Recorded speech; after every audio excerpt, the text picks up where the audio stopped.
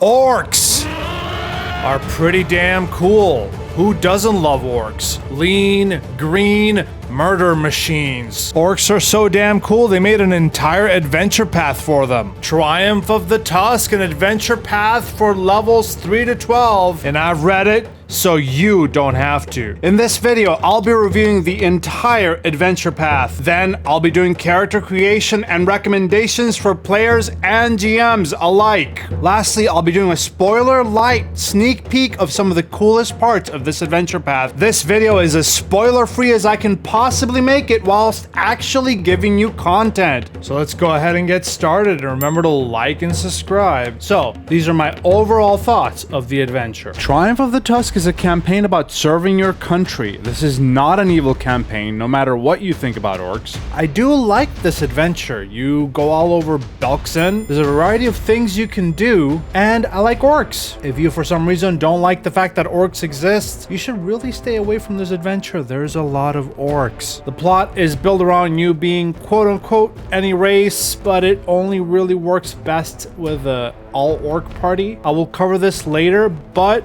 make an orc. Trust me on this. You're gonna have a lot easier time if you do so. There will be a lot of opportunities to roleplay, so you can make a good talky orc. There's definitely an influence encounter per book. This is not a smash orc smash campaign. There's a lot of different subsystems that are going to be used in this campaign. Some of them a little bit too much. I counted 7 different chase scenes through this entire book, which might be a little bit too many chase scenes. If I had a nickel though, every time you infiltrate something, I'd have 2.5 nickels. There's basically an infiltration per book, which is fine. They're fun, and some of them aren't actually infiltrations. There's a lot of like subtlety and subterfuge. Book 2 is, I would consider, the low part of this AP. I don't want to call it filler, but I would consider it sort of tasks you have to do here and there. I would say though, book 1 and 3 are the best parts of this AP, and like the ending, pretty cool. This is also a good starter campaign for a new group to Pathfinder 2e. You get introduced to systems little by little. There's not a lot of NPCs that overwhelm you. Overall, it's got some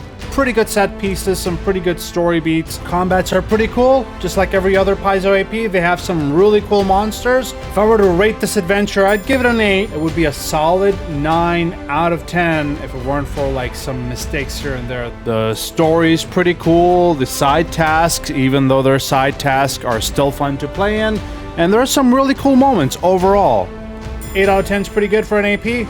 Recommend it, and I might just run it. So let's go ahead and talk about character creation in the player's guide. And there's only really one thing I want to talk to you all about, and that is, should you make an orc? No, make a dwarf. Of course you should make an orc, but I guess the real question is, do I 100% have to make an orc? You're gonna have a tough time keeping your character's motivations in mind if you don't make an orc. For example, at the end of book 1, when you're quote-unquote safe, you are asked to make a pact with the leader, Ardax. And he says, swear loyalty to me. Okay, if you're from another nation and you're safe, why wouldn't you just go back home? Why do you care about Belkzen? I guess the whole point of this is, if you want to make a non-orc, make sure you care about the orcs. Make sure you care about Belkzen. You can do mental gymnastics just trying to be like, well, I guess I made friends with the party and now I'm just gonna hang out and continue forward, which I recommend you make an orc in the first place. That way when Ardax asks you, hey, you wanna serve the country? You can be like, yeah, I'm an orc. I serve the country. You know, instead of being like, well, my family back home's kind of waiting for me. But I guess I can stick around for another 2 books. Which, by the way, there's plenty of variety of orcs. There's a lot of holds in Belkzen. You can make an orc from each hold to motivate the start to be a torrent moot, right? The Flood Truce is technically all the holds of Belkzen getting their orcs together to just have a bit of a truce. So you could be of a different tribe of an orc, and that's fine. But again, I don't recommend, I'm going to stop ranting about this, but I don't recommend you don't make an orc. I think the rest of the suggested character options are absolutely fine, and everything else does seem to be sort of in line with what I read with the AP. And I was really curious to see if the player's guide was correct based on these skills, so I Control F'd the PDF and found this many word counts of each skill.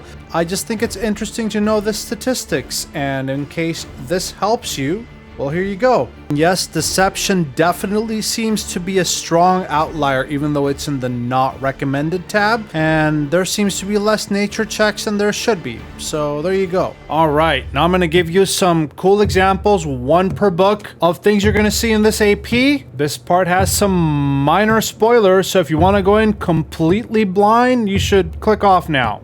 Bye. A super cool enemy from book 1 is a flood-slain orc. These are undead creatures reanimated by the terror in their deaths. They have panic-stricken eyes and shattered forms, and they wander towards water, spreading fear and horror. They have a really cool ability called Drowning Touch, where they can literally drown you if you critically fail a fortitude save, so try not to do that. Book 2 has a thing in the adventure toolbox called Belkson Operations. These are 3 different side quests that your GM can add to the main AP, or have a separate orc party wandering around doing these operations around the entirety of Belkzen. It's pretty cool. Let me show you a little bit here. These are some of the maps of the Belkzen operations. This is job number 1, little secret lair. This is job number 2. You get to fight an Ankrav Hive Mother. Again, these are not part of the main story, so I'm not going to consider these as spoilers, alright? This is job number 2 as well. A couple of Frost Drakes and a couple of Orcs. Job number 3, we've got, some Porky Boys. And rocks. Rocks are cool. Big creatures. 2 of them. Fight them. There you go. That does remind me, speaking of maps, and I've made another video about this, but the Metamorphic team has made quite a bit of maps for books 2 and 3 that normally don't come with these APs, so, props to the team. There's quite a bit of maps that are not in the PDFs, so that's pretty cool. As for book 3, there's a giant sandworm.